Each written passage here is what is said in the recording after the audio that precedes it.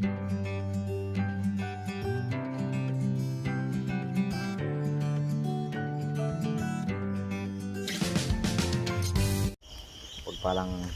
umaga, pagpalang araw mga kamang. Ito ay sa ating may kambing. So dito tayo sa may kalabasa mga kamang, tayo magdidilig muna. Payat itong isang kambing, tatlo kasi anak nito. Isa na hindi na talagang pag yan yung pagka lumalaba, pagka tatlo yung anak, ang isa dyan maliit. Ito mga kamakain siya nagtatae. Okay na ngayon, nilagyan ko ng bayabas.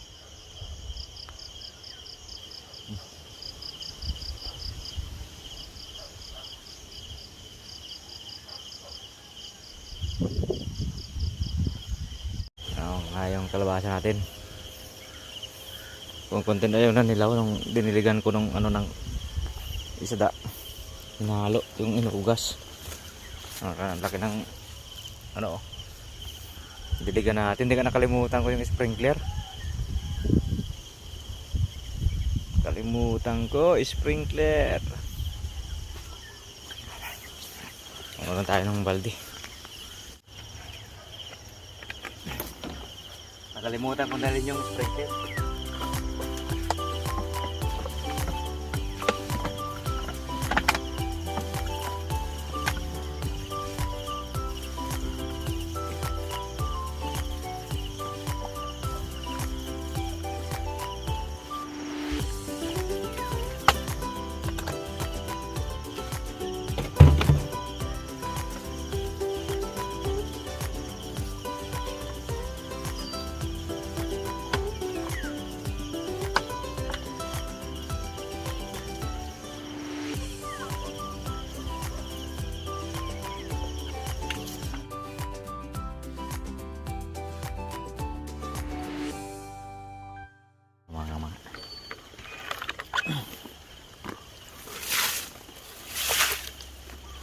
So, isa hindi nalagyan. Ito. Tapos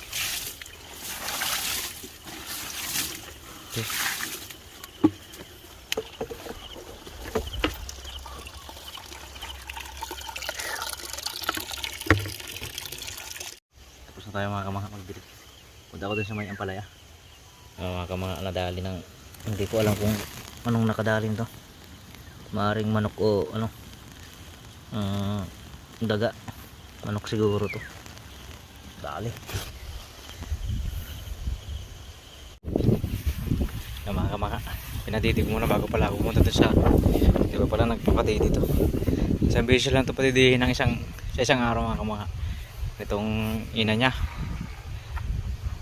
pagka sa umaga ayaw niyang patidihin, kaya ngayong hapon pinapatidi ko. Dati 3 beses, 2 beses pinapatidi niya, ngayon wala. Na to 3 months, mahigit 3 months na yata itong anak. So buntis na to ng mahigit isang buwan.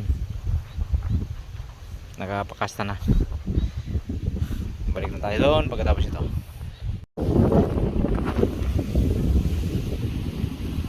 Kunti lang yung ininom niya kunti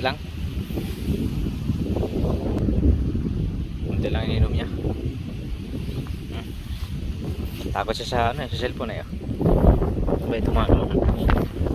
Nauuhaw to. Mainit kasi ngayon Balik na tayo dun sa may ampalaya natin. Painom tayo ng baka mga kamangha.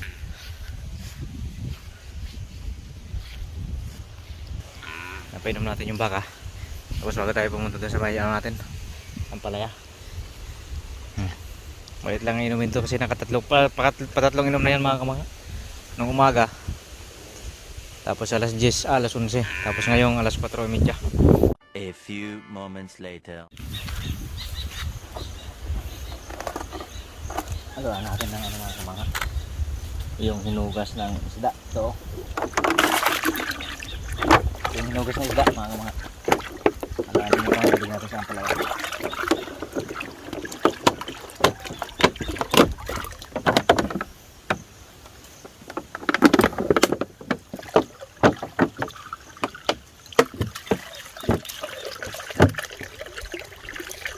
naman ng isda po. Yung itlog.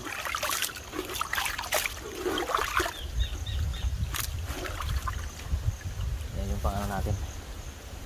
Pang abuno sa ampalaya. Isda.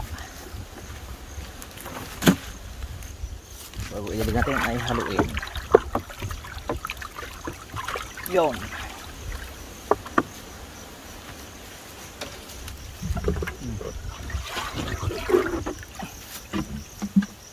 Yun ang ating panghuli.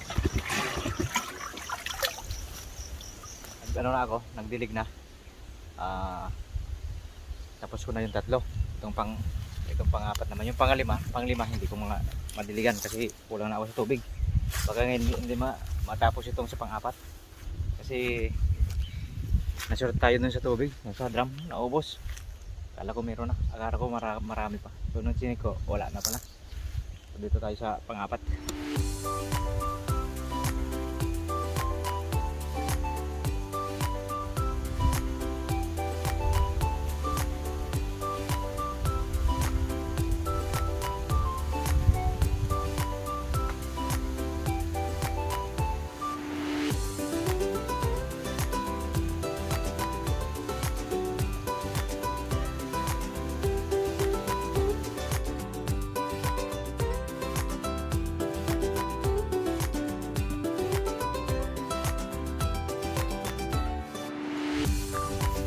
Tayo magdilig mga kamahan. Magano lang tayo.